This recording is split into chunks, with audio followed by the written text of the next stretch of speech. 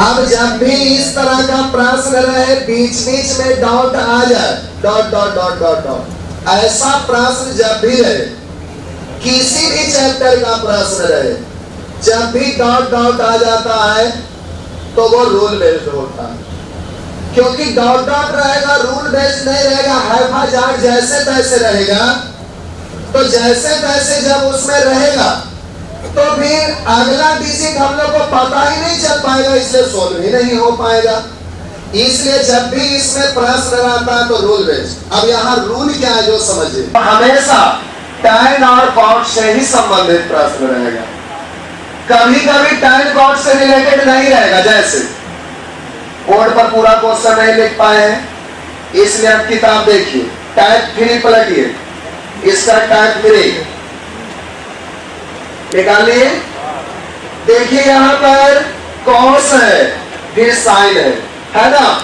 तो हम अभी आपको बोले कि जब भी रूल बेस्ड रहता है तो टैन और कॉट ही मल्टीपल के रूप में रहेगा, और जब भी टैन कॉट के रूप में रहे, मल्टीप्लिकेशन में रहे, तो सबसे पहले चेक करेंगे ये एपी सीरीज तो नहीं है, मतलब कॉमन डिफरेंस सभी जगह समान तो नहीं है, सभी जगह समान है, इसका मतलब रूल बेस्ड है, एपी सीरीज में।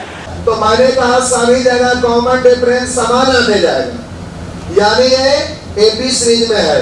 और एपी सीरीज में है तो आप जल्दी से चेक करेंगे, फर्स्ट और लास्ट का जोड़ 90 है, फर्स्ट और, तो हम बोले फर्स्ट और लास्ट का जोगफल बोलिए कितना, 90 हो रहा है, तो आंसर हो गया कितना, ये रहा बस। अब यहाँ आई, ये बात ध्यान रखिएगा, सारा एग्जाम का प्रश्न पूछा हुआ, total A to Z, section C और D total A to Z पूछा हुआ, एक भी अलग से नहीं दिया हुआ है, रूल बेस्ड है। लेकिन जल्दी से लेके फर्स्ट और लास्ट का जोगफल कितना, आंसर कितना। अगर ये रूल बेस्ड ना भी रहा होता तो 45 का वैल्यू 1, पहला लेटर सेम है, गुना में दोनों का जोड़ 90 1, ये भी 1, 1 into 1 into 1, यानी आंसर कितना हो गया।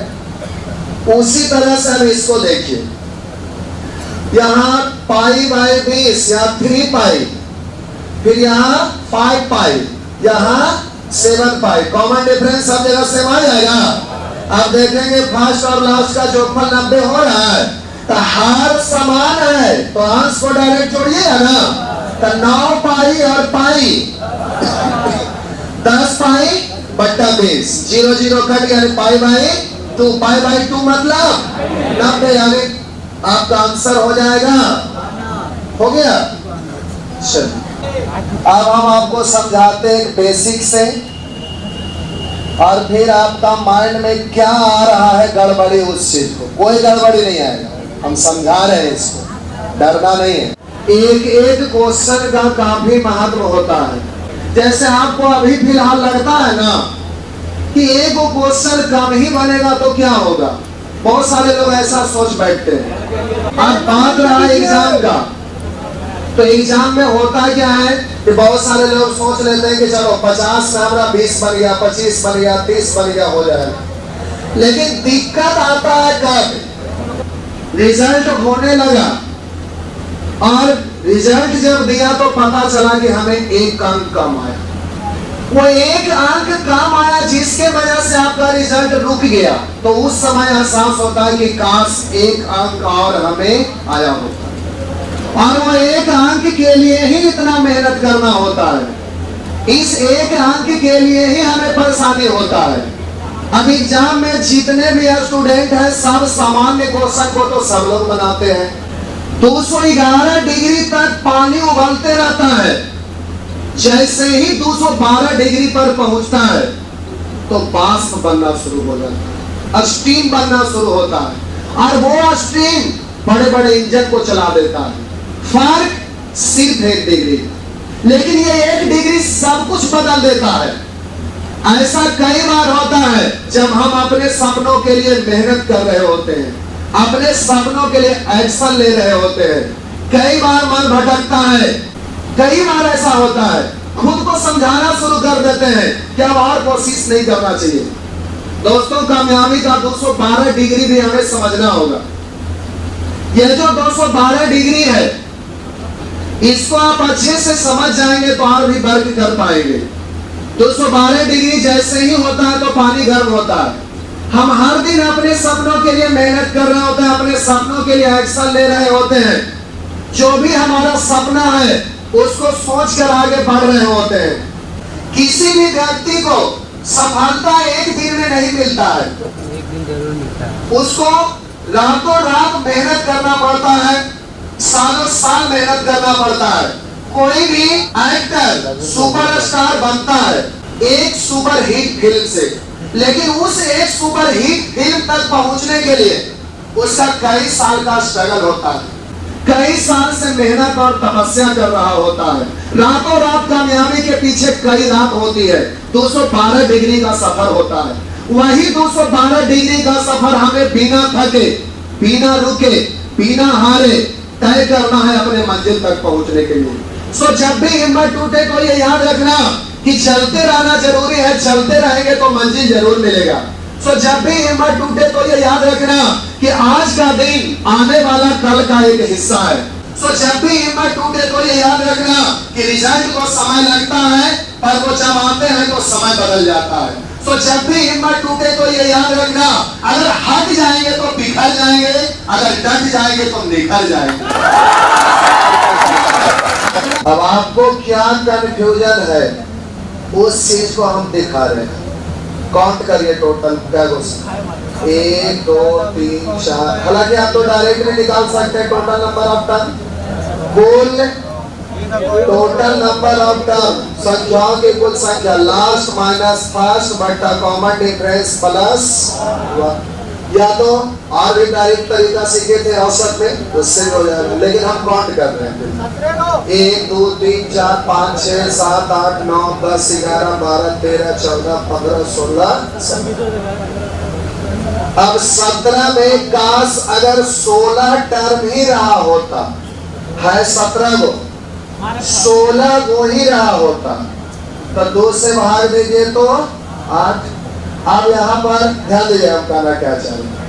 आप बोलिए 8 इधर 8 उधर, एगो कोई बीच में भी होगा टर्म, मतलब एगो कोई बीच में होगा और उसका 8 इधर एगो 8 उधर, तो 1 2 3 4 5 6 7 8। आप बोलिए 8 टर्म इधर।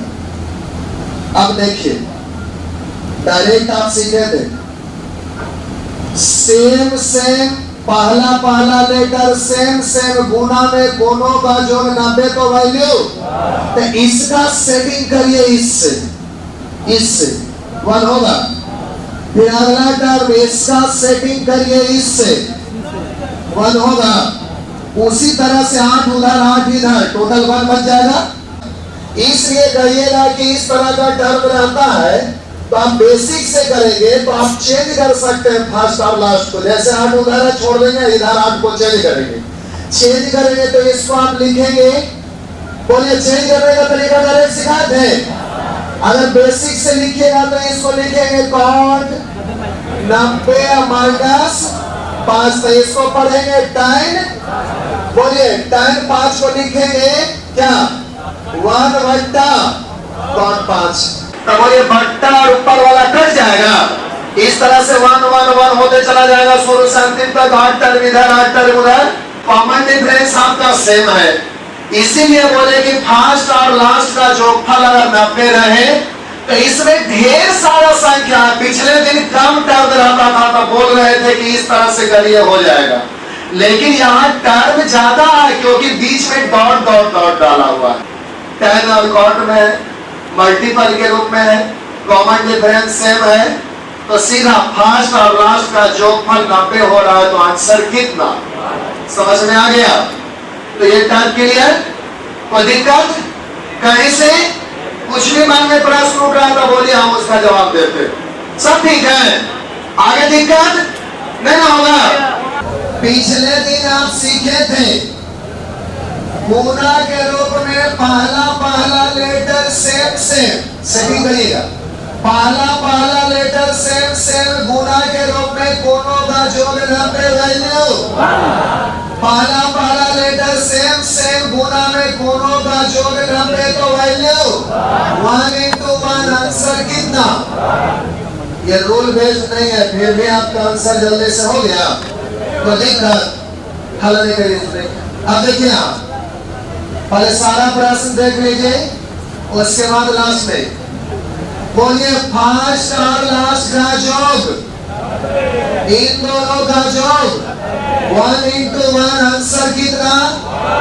बस उसी तरह से यहाँ देखिए, इसको यहाँ सेटिंग किए 1, इसको यहाँ सेटिंग किए 1 और टाइम 60 का वैल्यू तो 1 into 1 into √3 यानी आंसर पर वैल्यू, यहाँ पर वैल्यू और cot 60 का मतलब 1/√3 तो ये हो गया 1/√3 into 1 यानी आंसर कितना? 1/, कोई दिक्कत? सब ठीक है। चलिए पहला लेटर सेम गुना में कोनों का जोड़ 90 तो 1 into 1 यानी आंसर कितना? कोई दिक्कत?